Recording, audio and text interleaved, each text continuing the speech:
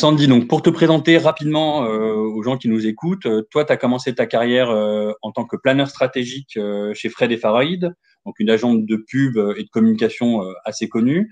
Tu as ensuite décidé de rejoindre des amis sur un projet de création de plateforme de pronostic sur de l'e-sport, si je me trompe pas. Et enfin, tu as rejoint Lucas il y a 4 ans maintenant, d'abord en tant que product designer intégrateur et en tant que head of product design depuis fin 2018.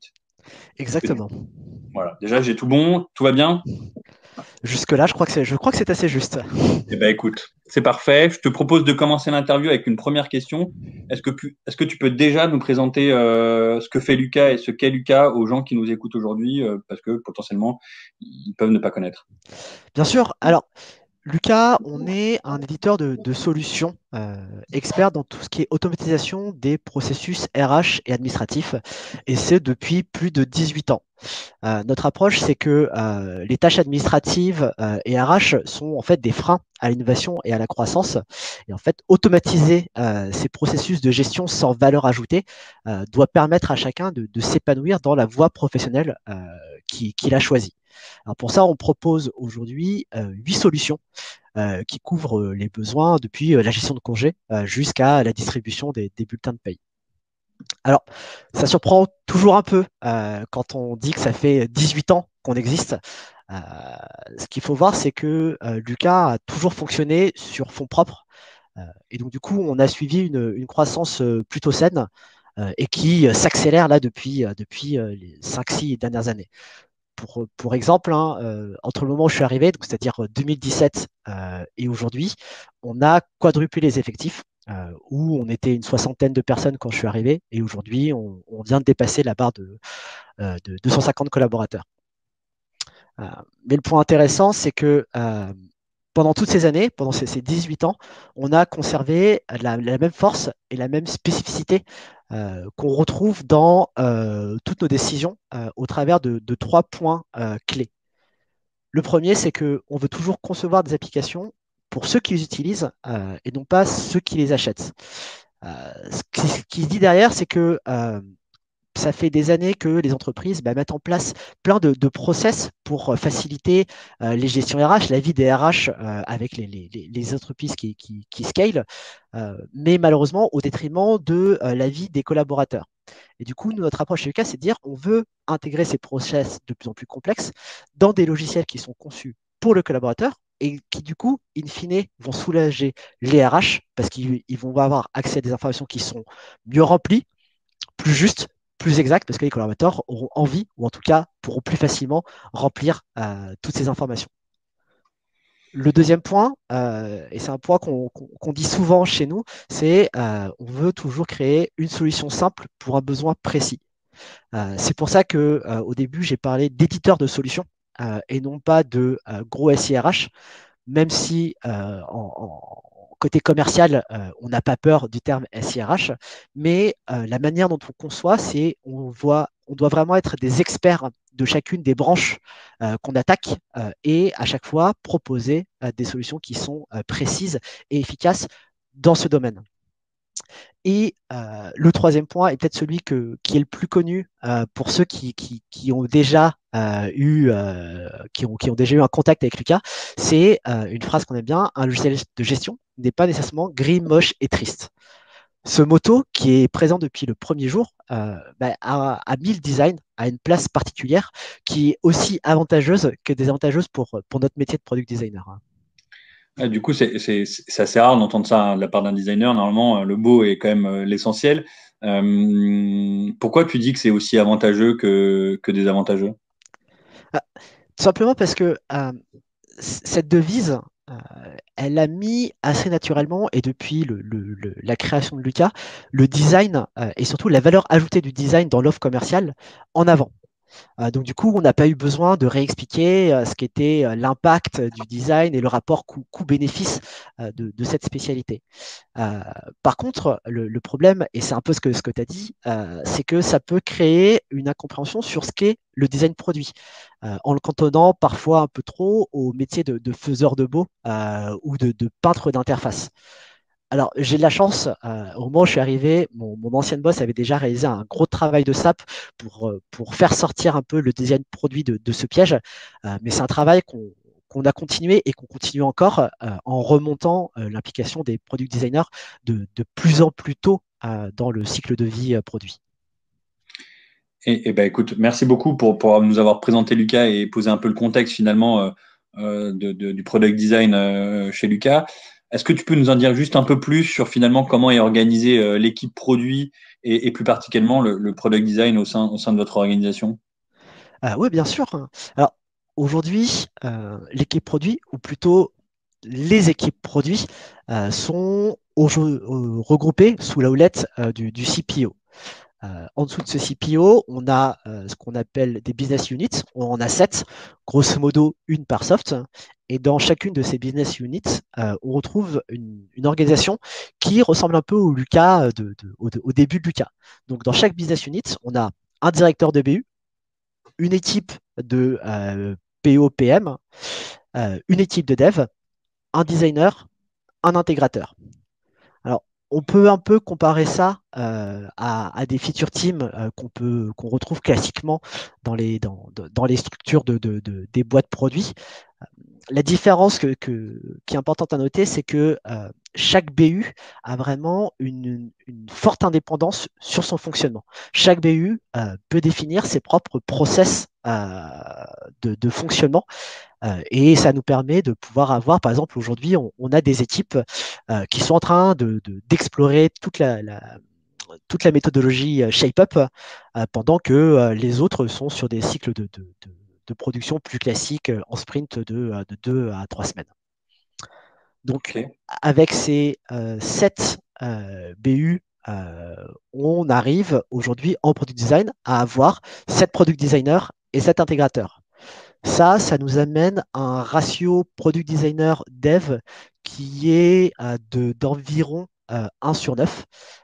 C'est plutôt correct, mais on recrute encore pour le réduire. On aimerait bien atteindre un ratio 1 sur 7, 1 sur 6 qu'on retrouve dans la plupart des grosses boîtes tech aujourd'hui. Très clair. Du coup, je me permets juste de demander, de préciser un point. Tu as parlé d'un profil intégrateur. C'est quelque chose que j'ai connu il y a quelques années, effectivement, mais qui est de plus en plus rare. Est-ce que tu peux nous en dire un peu plus sur le rôle finalement de cet intégrateur qui a l'air d'être assez lié finalement au product designer et qui a l'air d'être dans ton équipe, si je ne me trompe pas, c'est ça? Exactement. Alors, c'est un rôle, comme tu dis, qui tend un peu à disparaître, mais nous, on y tient beaucoup. Alors déjà, moi, personnellement, parce que c'est le rôle qui m'a fait arriver chez Lucas, D'accord. mais c'est aussi un rôle qui est extrêmement apprécié chez Lucas, autant par les product designers que par les développeurs. Pour vous expliquer ce que c'est un rôle qui correspond un peu à l'ancien webmaster, mais un peu plus technique. Notre volonté, c'est que là où on a beaucoup de boîtes aujourd'hui qui donnent la responsabilité du DOM, donc pour ceux qui ne savent pas, le DOM, c'est ce qui correspond un peu au squelette d'une page web, et la responsabilité aussi du style à des développeurs front, nous, on veut avoir des personnes qui sont dédiées à ces deux aspects-là. Et du coup, on a choisi des profils qui restent des profils techniques, spécialisés dans les langages HTML, CSS, mais qui ont une très grande appétence design. Et en fait, c'est ça la clé de ce qu'on recherche. On veut des gens qui ont cette connaissance et cette sensibilité design, ce qui leur permet en fait de prendre du temps pour comprendre et pour traduire la philosophie design qui a pu être posée lors de la conception d'un écran, et ce, dès le squelette de la page. Euh, et en fait, là où c'est important, c'est que ce squelette sur le web, c'est primordial parce qu'en fait, le web est un média fluide et personnalisable. Donc, si au niveau du squelette, on n'a pas une traduction propre de la philosophie design, on ne peut pas s'assurer d'offrir l'expérience telle qu'elle a été imaginée à tout le monde, quelle que soit la personne, ses besoins, son device, ses préférences, etc. Et c'est vraiment là, en fait, le travail des intés, c'est d'être capable de construire des interfaces qui soient, bah, du coup, par essence, résilientes, responsives et accessibles. Alors, on a encore beaucoup à faire sur ces sujets et on avance de plus en plus vite dessus. Mais voilà, c'est vraiment ça qu'on cherche derrière. Et en plus, l'avantage, c'est que comme on a du coup des profils qui sont dédiés à cette question du rendu final de l'interface, on a des gens qui peuvent être ultra exigeants sur le moindre pixel et sur le rendu final d'un écran. Ok, très clair. Du coup, tu nous as dressé finalement un portrait de ce qu'était ton organisation aujourd'hui et de l'équipe que tu avais également, genre, donc avec tes product designers et tes intégrateurs. Pour autant, l'objectif aujourd'hui, c'était vraiment de voir comment vous étiez arrivé à ce stade et cette organisation. Est-ce que tu peux nous faire un petit topo rapidement des différentes étapes qui vous ont permis d'arriver à cette organisation-là? Ouais, alors euh, on est passé vraiment par plusieurs phases. Mhm. Moi, quand je suis arrivé, on était une équipe centralisée de product design avec deux designers et deux intégrateurs.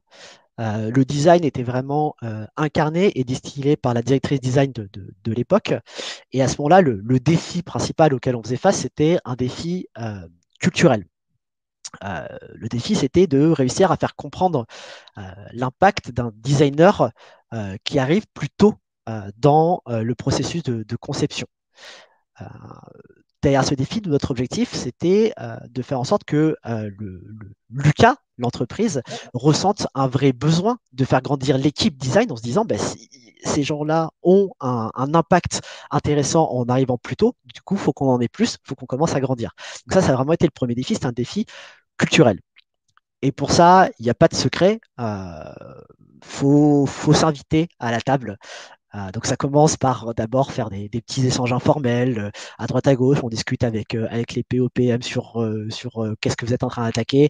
Et puis petit à petit, ben, ces discussions qui sont informelles se transforment en invitations officielles dès les moments de conception. Et puis on arrive de plus en plus tôt sur le sujet. Et c'est comme ça que on fait bouger la culture autour de ce qu'est le product design. Une fois que ça s'est réglé, on a eu le droit de grandir et de faire nos premiers recrutements supplémentaires. Et donc, du coup, on est passé de deux designers à quatre designers, toujours centralisés dans une équipe centralisée. Et là, euh, le défi a plutôt été organisationnel. Tout le monde était clairement devenu demandeur d'une implication le plus tôt possible des designers sur leur sujet. Et donc, du coup, la charge a commencé à monter jusqu'au moment où le design était vraiment devenu le goulot d'étranglement. Alors, ce qui est intéressant de voir, c'est que ce ressenti, il était dû à deux choses. D'un côté, il y avait la réalité. En effet, il y avait réellement trop de projets en parallèle qui apparaissaient pour les designers, et donc la charge faisait qu'on ne pouvait pas couvrir tous les projets. Mais il y avait une deuxième partie qui est hyper importante, et ça revient avec ce que j'expliquais sur notre répartition en BU produits, c'est que chacune des BU jouit en fait d'une très grande indépendance sur tous les aspects du cycle de vie de leurs produits. Et en fait, avoir une interdépendance avec un département externe comme le product design fait qu'elles avaient le sentiment d'avoir une perte d'autonomie sur le produit et sur le cycle de vie produit à cause de cette dépendance à un département externe où ils ne maîtrisaient pas forcément le flux des ressources disponibles. J'imagine que c'est à peu près, enfin, c'est notamment ce pain point-là sur la perte d'autonomie qui vous a poussé finalement à adopter l'organisation actuelle où finalement tu as un product designer et enfin une équipe product designer intégrateur par BU. Exactement. C'est vraiment au moment où on a fait ce rattachement, ou plutôt ce détachement des product designers intégrateurs de l'équipe interne vers les BU, on avait vraiment deux objectifs. Le premier, c'est ce que tu disais, ça a été de redonner de l'autonomie aux BU sur leur cycle produit. Euh, et en même temps, de faciliter un peu l'implication aussi de tous les profils d'une équipe dans la conception. C'est la force d'avoir maintenant un product designer et intégrateur qui appartient réellement à une équipe produit, c'est que toutes les personnes de cette équipe peuvent les identifier. Et en fait, ça casse assez naturellement les barrières dans l'échange. Et du coup, des personnes qui sentaient très très loin du design créent une nouvelle proximité et osent, ou en tout cas vont plus facilement venir échanger avec les profils de design pour faire avancer les questions et pour apporter de nouveaux points de vue. Ça, c'était le premier objectif. Le deuxième, ça a été aussi de rééquilibrer la relation product manager, product designer. Pour expliquer ça, ce qu'il faut voir, c'est que en fait, le product designer, quand on était une équipe centralisée, se retrouvait face à un expert métier en la personne du product manager. Euh, le product manager, il était expert métier, il avait une vision poussée de la complexité du métier, et du coup, le product designer pouvait se retrouver parfois sans argument à débarquer sur un sujet et à se retrouver un peu pris de court dans les discussions avec le product manager, où il y avait un vrai déséquilibre de connaissances sur le métier. Et en fait, en permettant au product designer de monter en expertise sur le métier, de monter aussi en expertise sur les personas propres au soft sur lesquels il travaille, ben en fait, on a ouvert la possibilité d'échanges plus riches, la possibilité d'échanges plus poussés et, encore une fois, de solutions encore plus précises pour les problématiques qui étaient abordées au sein de chaque BU.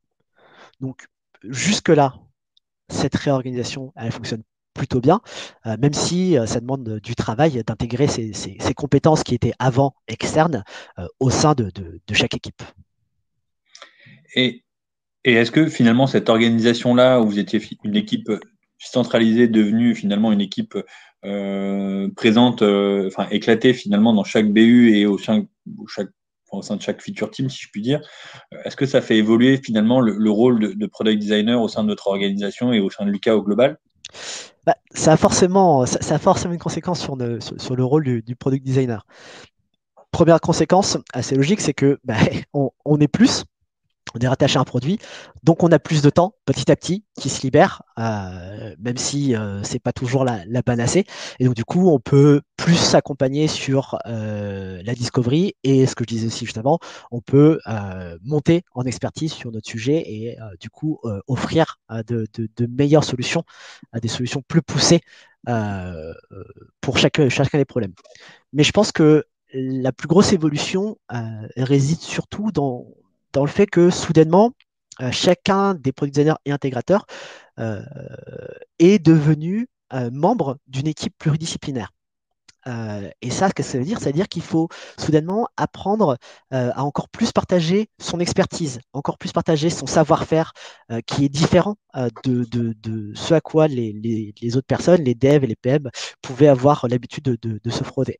Et ça, c'est vraiment à chaque pro designer, à chaque animateur, de réussir à embarquer tous les profils dans son travail, les sensibiliser, les impliquer dans l'impact que peuvent avoir les décisions en product design. Et tout ce travail-là, ben, c'est ce qui nous permet aussi de pouvoir ben, enrichir nos propositions design de points de vue qui restaient jusque-là plus discrets parce que ben, le design se faisait un peu en externe et maintenant qu'il est rapporté en interne, ben, tout le monde se retrouve impliqué dès le départ et peut venir injecter son point de vue et comprend aussi comment échanger avec le producteur parce que le lien est plus proche, il y a un lien de proximité qui est meilleur. Mais tu l'as dit, finalement, aujourd'hui, maintenant, les personnes de ton équipe qui étaient avant au sein de la même équipe de product design font partie d'une autre équipe pluridisciplinaire qui est rattachée à chaque BU. Est-ce que je vois très bien en fait le bénéfice pour ces BU et bien évidemment, ça paraît évident. On ne va pas revenir sur le concept de feature team et d'équipe complètement intégrée, mais est-ce que finalement, il n'y a pas eu une répercussion au sein de l'équipe et aussi au sein de l'identité globale et du design global chez Lucas? Voilà, quelles conséquences ça a eu finalement sur cette partie-là qui finalement, on l'a bien compris, doit rester finalement uniforme avec ce moto qui doit être, voilà, ça doit pas être gris, moche, etc., quoi. En fait, pour nous, il y a un double risque vis-à-vis de l'identité globale Lucas. Le premier risque, il vient de la personnalité et la spécificité de chaque product designer. Il y a le risque qui est, en fait, comment on va faire pour créer un environnement où chaque designer peut réussir à s'exprimer pleinement, à exprimer toute sa personnalité, tout en étant sûr qu'au bout, on arrive à garder une cohérence en sortie et en n'ayant pas autant de design qu'il y a de personnalité. Et le deuxième risque pour l'identité globale de Lucas, c'est un risque qui est dû à la spécificité de chaque soft. On a vraiment un travail d'équilibriste où il faut qu'on arrive à trouver le bon milieu entre l'expérience commune partagée par tous nos softs et les spécificités marquées au sein de chacune de nos solutions. Donc en fait, on a un autre problème qui est comment on peut réussir en fait à faire en sorte que les différences entre les softs, ça soit une vraie force et non pas le résultat d'une erreur de communication. Très clair, mais très concrètement, est-ce que vous avez mis en place des éléments, des cérémonies, etc., ou des choses pour piloter et éviter que finalement vous perdiez cette identité globale? Alors, bien sûr, on a commencé déjà, c'était quoi? Ça doit faire 3 ans qu'on a commencé à lancer notre design system. Est-ce que tu peux juste rappeler, pardon, avant de continuer, tu peux juste rappeler ce qu'est un design system pour les gens qui nous écoutent, parce que c'est pas forcément une notion qui est connue de tous. Alors, question piège. Ouais, un petit Euh, peu, ouais. Design system, c'est un peu un mot valise. Du coup, je vais donner notre définition. En tout cas, ce qu'est notre design system. Aujourd'hui, notre design system comprend des composants dits atomiques, donc tout ce qui est bouton, input, label, et quelques molécules, donc des combinaisons de ces composants. Et on continue en fait aujourd'hui à l'étoffer petit à petit avec notre philosophie design, avec des guidelines d'utilisation de ces composants, et aussi des guidelines autour de l'écriture et de sites comme ça. Donc c'est vraiment ça, notre design system, c'est les composants, plus comment s'en servir et comment faire approcher le design de manière plus globale chez nous. Eh ben, écoute, euh, c'est très clair. Et du coup, comment vous l'avez mis en place? Quelles ont été les différentes étapes qui vous ont permis de le mettre en place et quel a eu l'impact que ça a eu finalement sur toi, ta façon de piloter l'équipe? Alors, il a été créé un peu, je dirais ça, à la Lucas. D'accord. Ce que j'appelle à la Lucas, c'est que on n'a pas forcément commencé avec une énorme réflexion ultra poussée sur l'archi, les outils, etc. Alors, ça ne veut pas dire qu'on n'a pas regardé comment ça faisait, hein, mais on aime bien rentrer dans l'action. Du coup, on a directement un peu expérimenté avec des composants communs qu'on voyait émerger dans nos designs à droite, à gauche. On a créé un premier design système avec juste quelques petits composants et on s'en est tout de suite servi. Euh, et en même temps qu'on s'en servait, on l'enrichissait petit à petit avec les différents composants qu'on voyait émerger de nos pratiques communes. Euh, et si aujourd'hui on est arrivé à un niveau de maturité qui fait que le design system il est quand même plutôt stable et qu'on ne rajoute pas des composants tous les 10 du mois, la philosophie pour son évolution, elle reste toujours la même. Ce qu'on veut, c'est vraiment chaque designer, euh, dans son utilisation du design system, dès qu'il fait face à une limitation du design system, en fait, on l'invite à pousser un sujet auprès de tous les autres designers en expliquant en fait quelles sont les limites qu'il a pu ressentir dans son utilisation. Et en fait, ça nous permet de pouvoir déterminer si les limitations qui ont été ressenties sont dues à la nature du composant même, de manière générale, ou si c'est une limitation spécifique au module ou au soft. Et du coup, à partir de ça, nous, on peut trancher. Soit on dit, ah, bah attends, c'est peut-être notre composant qui est mal pensé, il y a une limite auquel qu'on n'avait pas imaginé, et dans ce cas-là, on fait évoluer le composant pour tout le monde et tant mieux, tout le monde bénéficie d'une mise à jour qui l'améliore. Ou sinon, si on se rend compte que les limitations, c'est plutôt dû à une spécificité du soft ou une spécificité du module, on arrive et on dit, bah, OK, on va travailler une surcouche. Tu vas travailler dans ta déclinaison design system, une surcouche au sein de ce module ou de ce soft de notre composant de base pour que tu aies, toi, le composant qui correspond à ton besoin exact. Parce qu'encore une fois, on veut vraiment embrasser la différence comme une force, tout en nous assurant que cette différence, ça ne soit pas une incohérence, mais bien une spécificité. Très clair. Et du coup, dans votre organisation qui est un peu spécifique hein, au niveau du product design, puisque vous avez un binôme intégrateur product designer, j'imagine que la mise en place de ce design system a eu forcément un impact sur vos intégrateurs, non? Alors, Sur leur travail en tout euh, cas. oui, oui et non. En fait, ce qui est rigolo, c'est que en réalité, l'implémentation technique était présente avant la naissance du design system. C'est-à-dire que euh, en tant qu'intégrateur, on s'est rendu compte à un moment qu'on avait assez de piquer 300 fois nos bouts de code. Et on avait commencé déjà à mettre en place une librairie commune qui était les prémices finalement de la librairie actuelle. Et en fait, cette librairie-là, ben, on l'a étoffé en même temps que le design system côté design. Et l'avantage qu'on a aujourd'hui, c'est que avec l'implication des intégrateurs et le fait qu'ils soient proches du design et en même temps dans la technique, ben, on arrive à conserver une unité entre le design côté Figma et l'implémentation technique, même si tout n'est pas parfait. Hein, vous inquiétez pas, on a toujours des trucs qui marchent pas. Et d'ailleurs, on est en train de travailler un process pour essayer d'améliorer ça. La force un peu de cette construction qu'on a eue, aussi bien côté technique que côté design, de consommer pendant toute la conception de notre design system, c'est qu'en fait, dès sa naissance, on a vécu ça comme un gain de temps. Il n'y a pas eu ce moment où on s'est dit qu'est-ce qu'on est en train de faire, pourquoi on le fait, j'ai pas envie de perdre du temps dessus. En fait, très très tôt, vu que ça a été un outil qui a été utilisé dès sa naissance, ça a été vu comme un gain de temps. Et ça, c'est assez puissant parce que il n'y a pas besoin de refaire une communication sur pourquoi il faut s'en servir, pourquoi se lier à ça.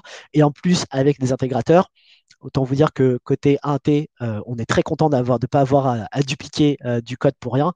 Donc, on peut encore plus pousser le fait que c'est incontournable, merci de s'en servir, sinon je ne ferai pas mon travail et c'est pas possible.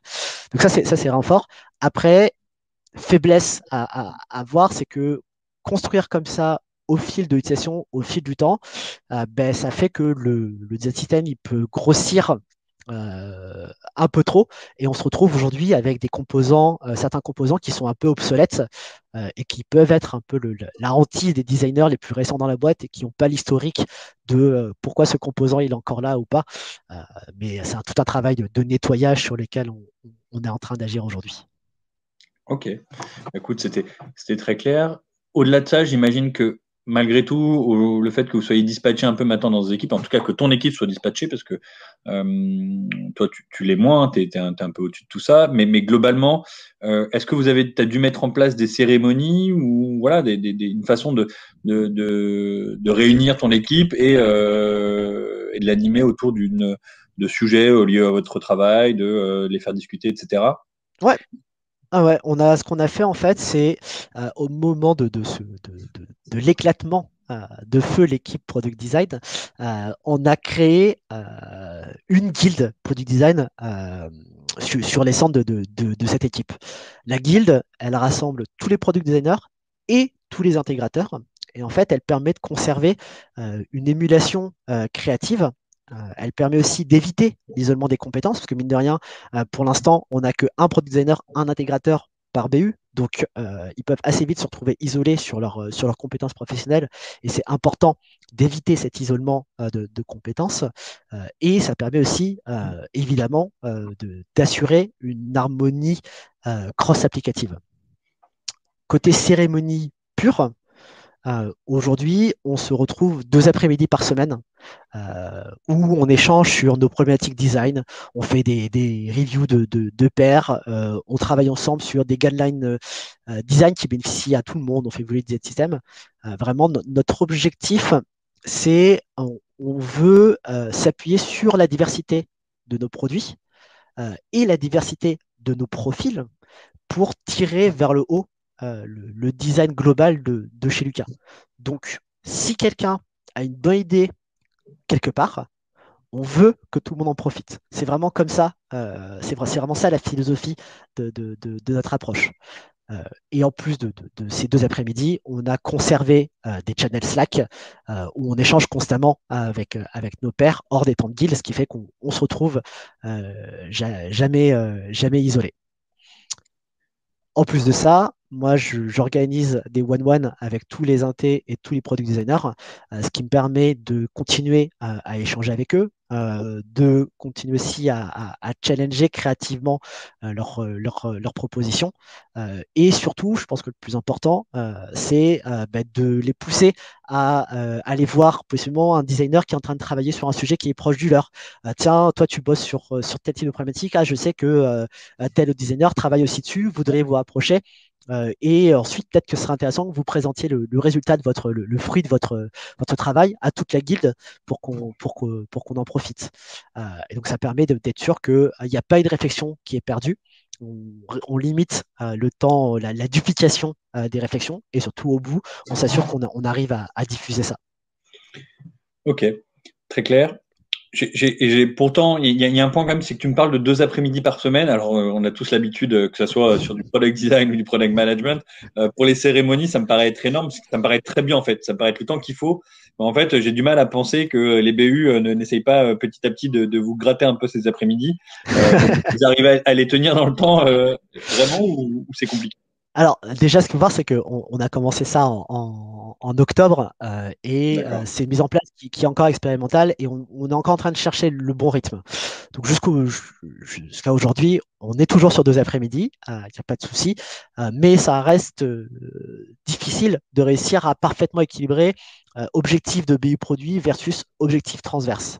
Après, on a une chance, nous, mine de rien, c'est qu'on vient d'une équipe qui est anciennement une équipe centralisée. Ce qui fait que déjà, ça rend assez naturel. L'important, c'est l'application de chacun des product designers et de chacun des intégrateurs dans cette partie transverse. Parce qu'en fait, on a connu cette base, donc assez naturellement, on a envie d'y participer. Après, la difficulté, c'est de s'assurer que chaque personne dans la guilde ait réellement le temps de s'impliquer sur les temps communs et que personne ne se retrouve petit à petit à être isolé dans son équipe produit. Et au niveau des BU, c'est bien compris. C'est pas trop lourd pour eux justement ces 2 après-midi. Comment c'est perçu de leur côté? Alors, jusque-là, on n'a pas eu de plainte. D'accord. Donc, c'est que ça doit aller. Ça fonctionne. Non, en vrai, il y a un point clé auquel moi je tiens beaucoup, c'est que toutes les personnes membres de la guilde Product Design ont un rôle de double ambassadeur. En guilde, ce sont les ambassadeurs de leurs produits. Ça fait en sorte que quand ils arrivent en guilde, ils ont la tâche de venir exprimer tous les besoins, les idées, les frustrations qui ont pu apparaître dans leur équipe. Et ils sont en fait des porte-paroles de leur équipe dans le design global de Lucas. Et ensuite, quand ils retournent en équipe, ben, chacun des designers et intégrateurs deviennent des ambassadeurs de la guilde. Ils vont vraiment venir diffuser les guidelines qu'on peut écrire, partager les intégrations qu'on soulève et aussi partager les sujets qu'on est en train de traiter. Et ce qui est cool, c'est que comme on a en plus une paire product designer intégrateur par équipe, ben, on a quelques guidelines qui peuvent être implémentées de manière assez indépendante par cette paire-là, ce qui fait que ça réduit en plus le coût pour une équipe. Et donc, du coup, le gain, il est quand même assez positif. Et je pense que ce double rôle d'ambassadeur, euh, c'est peut-être ce qui nous permet aujourd'hui de ne pas avoir trop de soucis, parce que le fait d'avoir des communicants internes, des communicants de proximité, ben, ça, en fait, c'est un effet positif sur la perception de l'effet pour chaque équipe de ce temps dégagé pour la guilde. Bon, bah, écoute, c'est plutôt hyper positif et c'est bien quand ça marche dans ce sens-là. Du coup, on a quand même une bonne image de l'organisation qu'a ton équipe à travers cette guilde, ces temps ensemble et aussi leur boulot dans les BU. Est-ce que tu peux nous en dire plus aujourd'hui sur finalement ton rôle à toi en tant qu'Head of Product Design? Comment tu te places dans cette organisation où tu es à la fois, tu fais partie d'une équipe qui est finalement dispatchée dans d'autres équipes? Est-ce que tu peux nous en dire un peu plus sur ton rôle précisément? Mon rôle, c'est d'être schizophrène. C'est ça. Non, mon travail vraiment, c'est de continuer à construire et à faire grandir les compétences liées au product design et à l'intégration au sein de Lucas.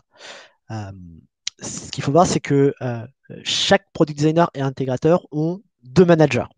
Ils ont un manager opérationnel qui a vraiment la responsabilité. Alors, c'est souvent le directeur de BU, un PM ou des profils comme ça. Et ça, ces personnes-là ont vraiment la responsabilité du rythme de travail, de la charge et de la priorisation des profils product design et intégrateur. Mhm. Et le deuxième manager, c'est un manager fonctionnel. Du coup, là, c'est mon rôle. Et j'ai la responsabilité, en fait, d'accompagner les deux profils sur l'évolution de leurs compétences propres et aussi la construction d'une carrière long terme chez nous. Pour être sûr que tout le monde puisse évoluer sur les questions enfin, sur son poste en product design. À côté de D'accord. ça, je m'occupe aussi de l'organisation et de la vision transverse du product design en étant sûr en fait de continuer à faire grandir nos pratiques, en évangélisant des bonnes pratiques qu'on n'a pas forcément en place et les next steps de ce qu'on a à faire, à implémenter chez nous.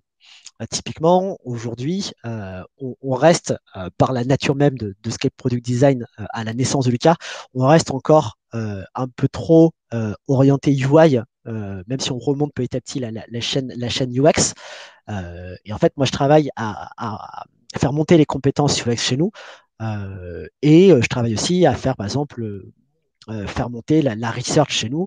On est en train de, là, on vient d'ouvrir un poste de lead UX researcher pour venir typiquement porter des sujets de research transverses, mais surtout, et ça c'est le point le plus important, être capable d'être un vrai diffuseur du savoir sur la research pour aider en fait à faire grandir sur ses compétences et à rendre indépendants les product designers et les PM qui veulent avancer sur leur propre sujet de research.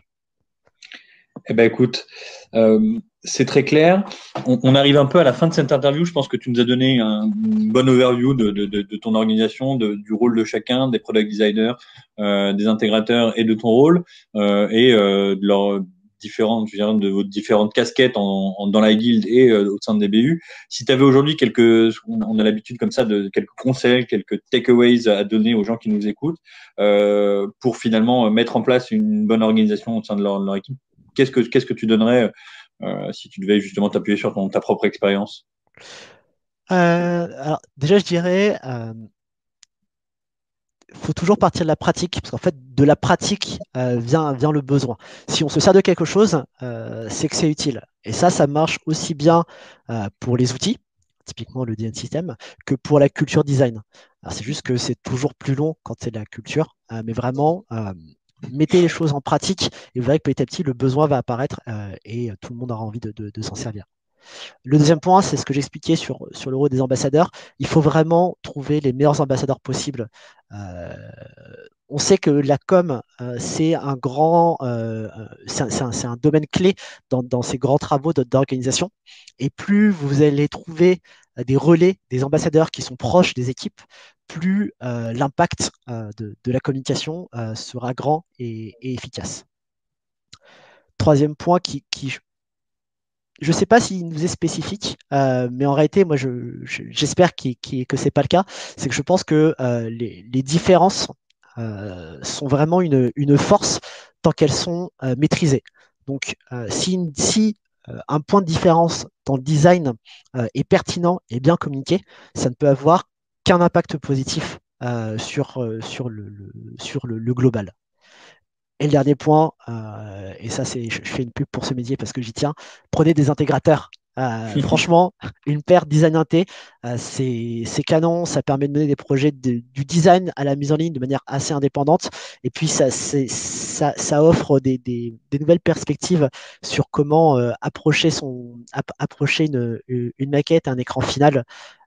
Et en plus, tout nouveau profil offre de nouvelles perspectives dans les débats. Donc, c'est toujours une bonne idée.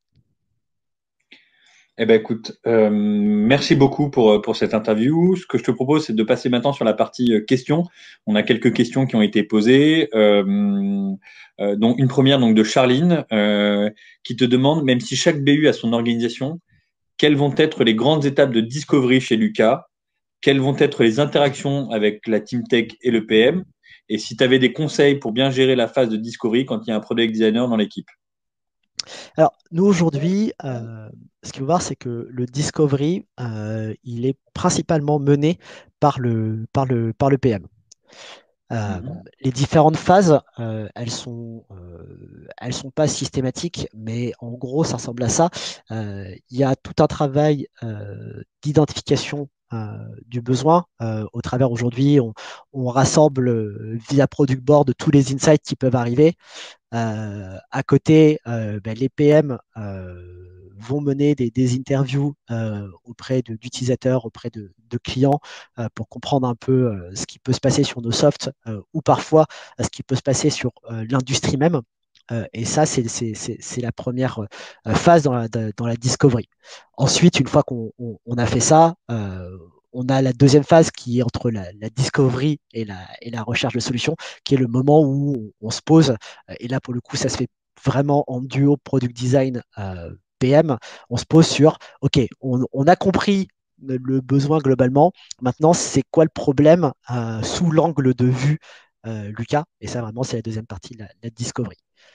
Sur la question comment bien s'interfacer ou bien interagir entre product design et product management sur cette partie-là, euh, je pense qu'il faut pas essayer de dire la discovery, ça appartient à X ou à Y.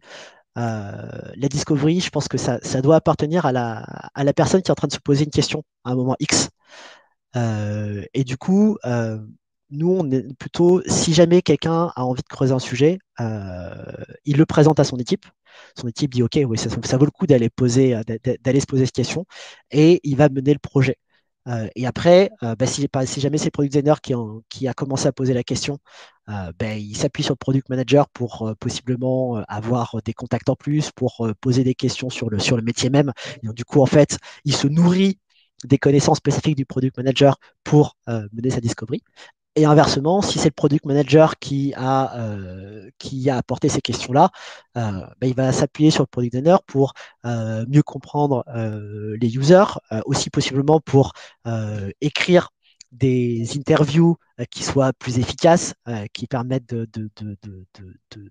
d'amener de meilleurs résultats. Et ensuite, une fois que ça s'est fait, ça reste un travail commun avec énormément d'échanges. Mais je pense que le point le plus important, c'est pas d'essayer d'être propriétaire, de dire non, cette partie-là, c'est moi et c'est pas toi. Cette partie-là, elle est à la personne qui commence à poser la question. Euh, et ça se passe en général assez bien. Et ensuite, je crois qu'il y avait un dernier point, c'était sur la partie sur les techs, si je Ben, me c'est trompe pas. justement, non, c'est sur la partie comment, ouais. Alors, il y avait, dans la question avec les PM, il y avait effectivement l'interaction avec les techs. Mm. Et après, c'était effectivement, mais là, tu y as répondu, hein, c'est gérer la phase de discovery quand il y a quand il y a un product designer dans l'équipe. Et ça, je pense que tu as plutôt répondu. On a une autre question, en fait, de Bianca, qui est un peu sur le même thème, sur le thème du discovery, qui te demande finalement s'il y a des user researchers à date. Mais ça, tu nous l'as dit que tu étais en train d'en recruter, justement, des UX researchers spécialisés. Et sa question, en fait, c'était comment tu comptais, enfin, comment tu les intègres ou comment tu comptais les intégrer finalement dans ton organisation à date, Ouais, vu qu'il y a plusieurs BU, un profil, etc., je ouais. pense. Alors, sur ça, il y a eu plein de choses envisagées, mais la décision, ça a été de prendre un profil qui sera un lead UX researcher. Mhm.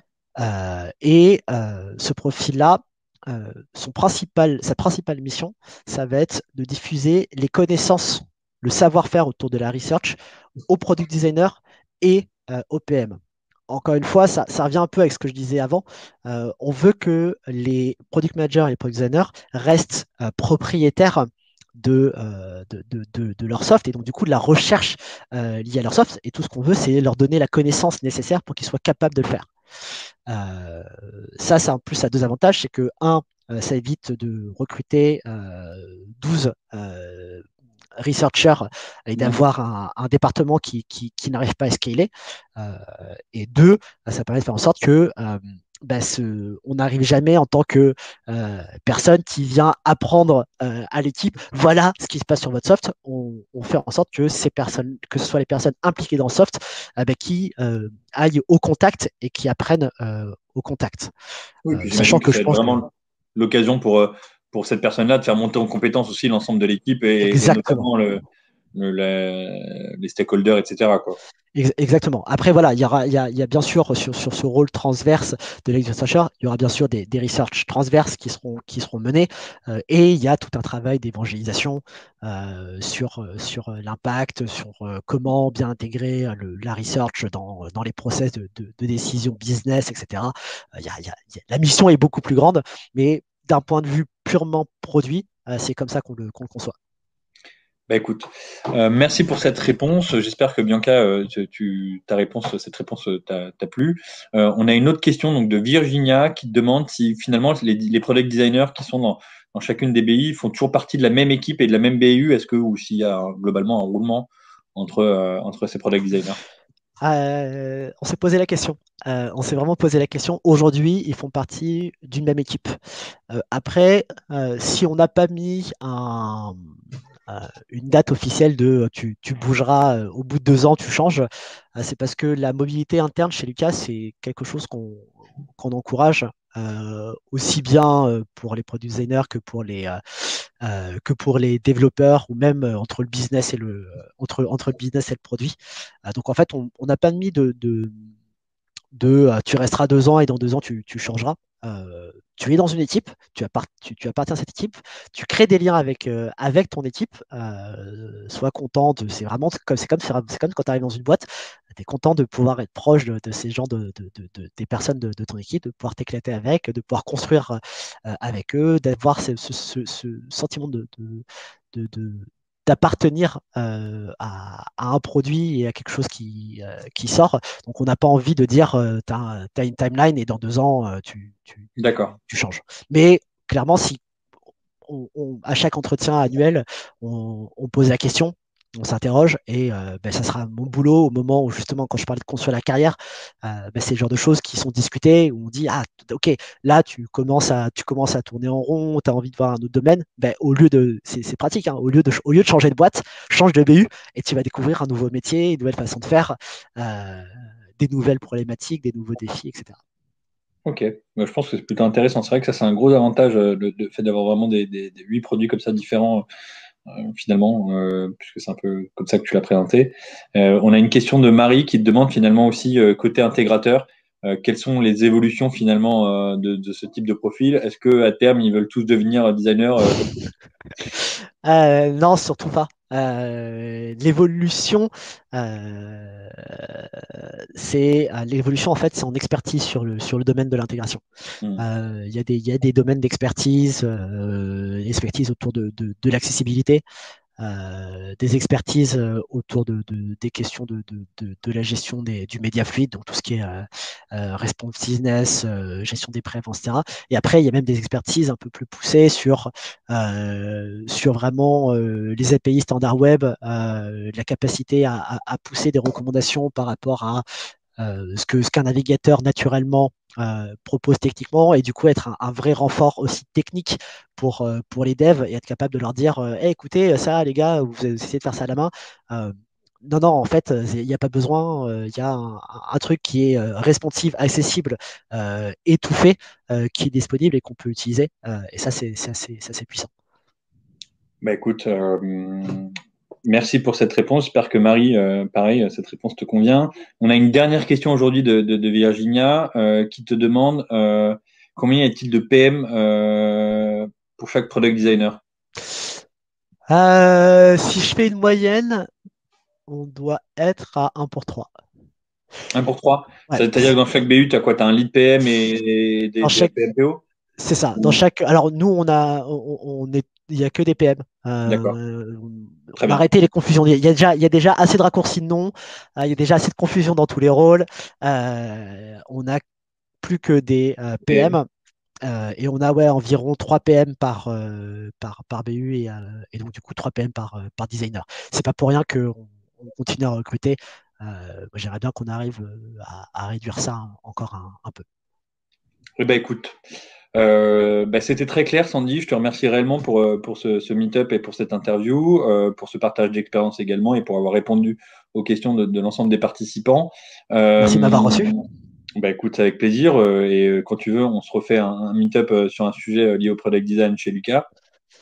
Je vous souhaite à tous également une bonne continuation. Je vous rappelle que demain, les terrasses réouvrent et qu'on aura aussi la possibilité de tous se retrouver peut-être un jour autour d'un verre sur un meet-up en physique parce que c'est vrai que d'habitude, on a plutôt l'habitude de se retrouver soit dans les locaux de l'organisateur, soit dans des locaux qui nous sont prêtés. Et j'espère qu'on aura bientôt l'occasion de vous y retrouver. Donc voilà, je vous souhaite à tous de profiter de ces moments-là et je vous souhaite une bonne soirée.